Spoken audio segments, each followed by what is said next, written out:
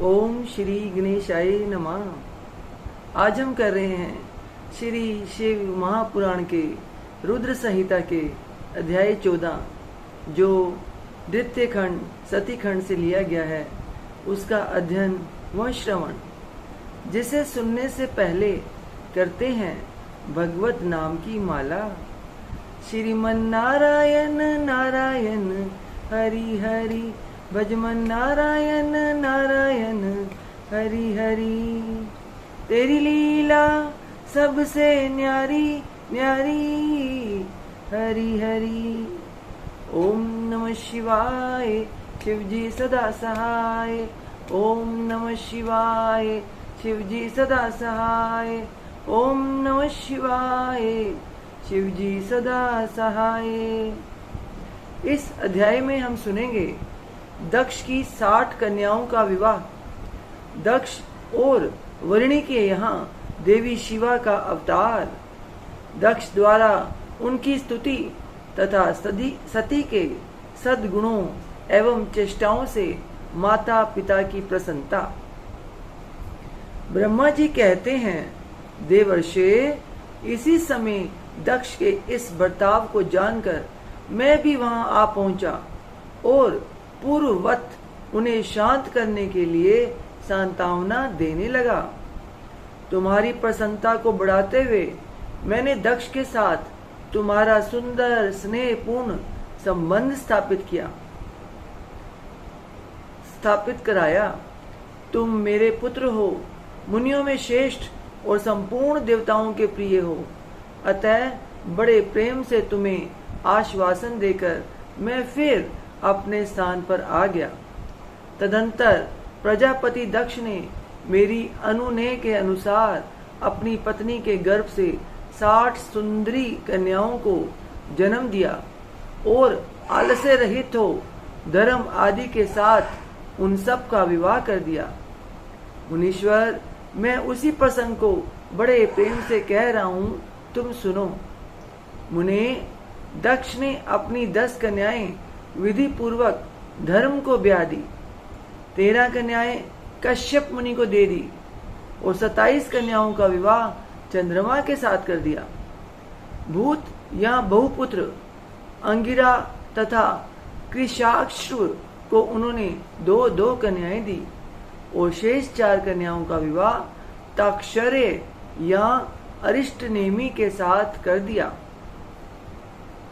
इन सबकी संतान परंपराओं से तीनों लोग भरे पड़े हैं, अतः विस्तार भय से उनका वर्णन नहीं किया जाता।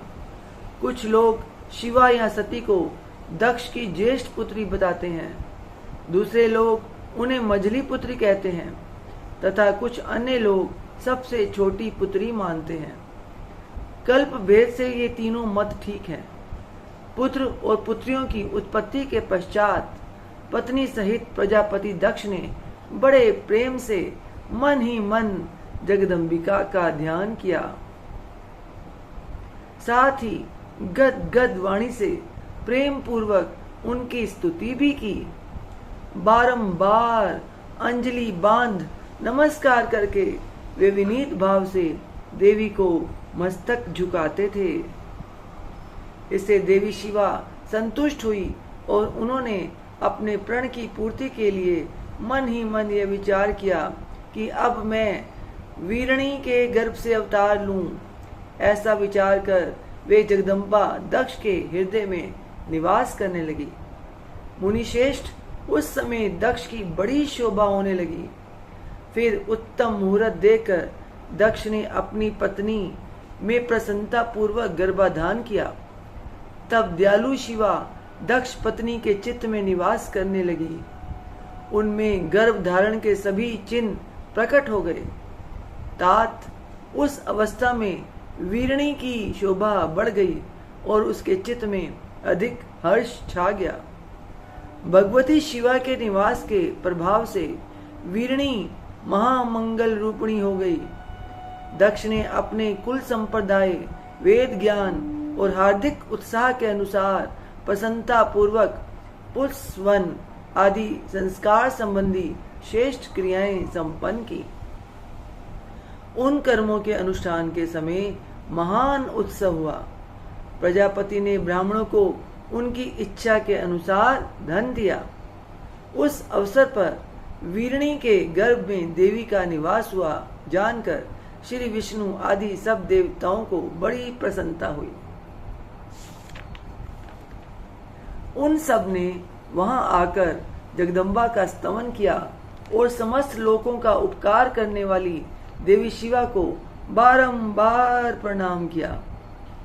वे सब देवता प्रसन्नचित हो दक्ष प्रजापति तथा वीरणी की भूरी भूरी प्रशंसा करके अपने अपने स्थान को लौट गए। नारद जब 9 महीने बीत गए तब लौकिक गति का निर्वाह कराकर 10वें महीने के पूर्ण होने पर चंद्रमा आदि ग्रहों तथा ताराओं की अनुकूलता से युक्त सुखद मुहूर्त में देवी शिवा शीघ्र ही अपनी माता के सामने प्रकट हुई। बोल सांचे दरबार की जय।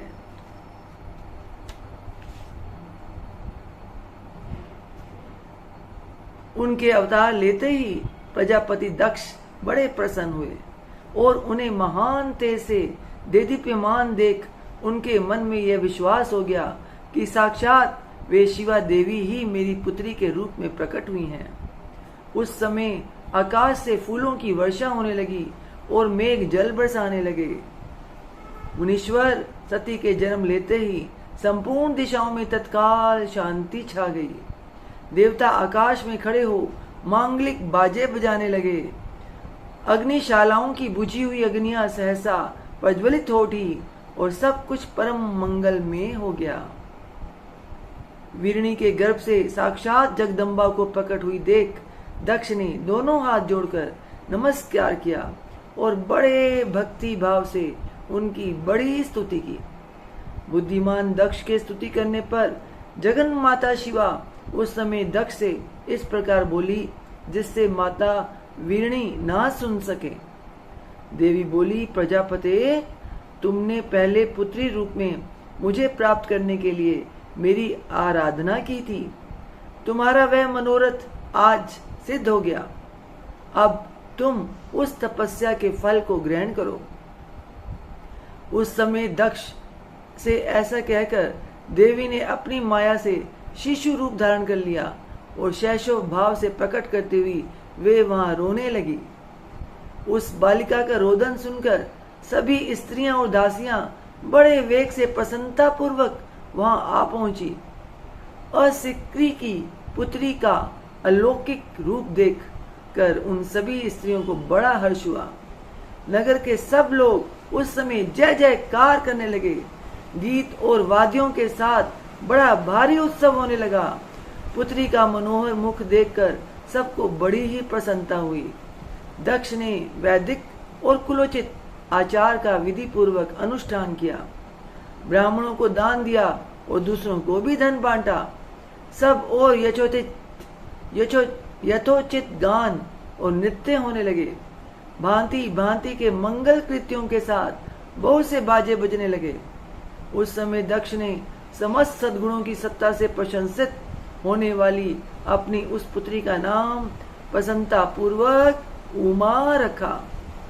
तदंतर संसार में लोगों की ओर से उसके और भी इनाम प्रचलित किए गए, जो सब के सब महान मंगलदायक तथा विशेषतः समस्त दुखों का नाश करने वाले हैं। वीरणी और महात्मा दक्ष अपनी पुत्री का पालन करने लगे तथा वह शुक्ल पक्ष की चंद्रकला के समान दिनों दिन बढ़ने लगी। द्विज श्रेष्ठ बाल्यावस्था में भी समस्त उत्तमोत्तम गुण उसमें उसी तरह प्रवेश करने लगे जैसे शुक्ल पक्ष के बाल चंद्रमा में भी समस्त मनोहारिणी कलाएं प्रविष्ट हो जाती हैं। दक्ष कन्या सती सखियों के बीच बैठी बैठी जब अपने भाव में निमग्न होती थी तब बारंबार भगवान शिव की मूर्ति को चित्रित करने लगती थी। मंगलमयी सती जब बाल्योचित सुंदर गीत गाती तब स्थाणु, हर एवं रुद्र नाम लेकर समर शत्रु शिव का स्मरण किया करती थी। इति श्री अध्याय 14। ओम तत्सत। बोल सांचे दरबार की जय। श्रीमन नारायण नारायण हरि हरि, भजमन नारायण नारायण हरि हरि। तेरी लीला सबसे न्यारी न्यारी हरि हरि। ओम नमः शिवाय, शिवजी सदा सहाय। ओम नमः शिवाय, शिवजी सदा सहाय। ओम नमः शिवाय, शिवजी सदा सहाय। ओम नमः शिवाय, शिवजी सदा सहाय। हे ईश्वर, आपकी बच्ची से आपकी पूजा अर्चना करने में, आपकी कथा उच्चारण करने में कोई गलती हो गई हो, किसी शब्द का उच्चारण गलत हो गया हो, तो अपनी बच्ची समझकर क्षमा कीजिएगा। अपना आशीर्वाद भरा हाथ, अपनी कृपा दृष्टि हमेशा हम सब पे बनाए रखिए। बोल सांचे दरबार की जय। जयकारा शेरा वाली दा।